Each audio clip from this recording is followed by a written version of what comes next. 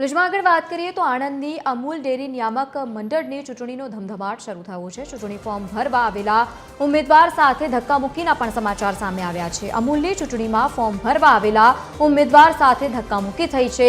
આજે અમૂલની ચૂંટણીમાં ફોર્મ ભરવાનો અંતિમ દિવસ છે। બાલાસિનોર બેઠક પર ફોર્મ ભરવા માટે આવેલા ઉમેદવાર સાથે ધક્કામુક્કી થઈ હોવાની માહિતી છે। સ્થાનિક પોલીસે સ્થિતિ પર જોકે કાબુ મેળવ્યો છે। ભાજપના ઉમેદવાર 7 લાખ આપતા હોવાનો પણ આક્ષેપ અહીંયા કરવામાં આવ્યો છે।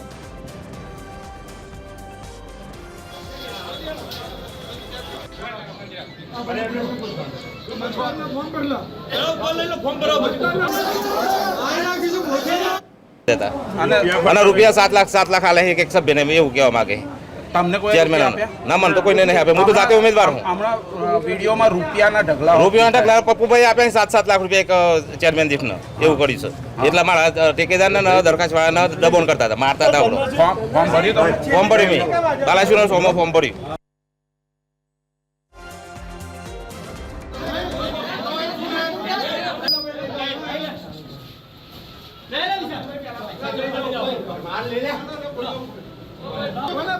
સંવાદદાતા નિકિતા વધુ માહિતી સાથે ફરી એકવાર આપણી સાથે જોડાયા છે। નિકિતા, શું સમગ્ર આ ઘટના બની છે? ધક્કામુક્કીના સમાચાર સામે આવ્યા, એક તરફ ચૂંટણીને લઈને ઉમેદવારી ફોર્મ ભરવા માટે પહોંચેલા લોકો।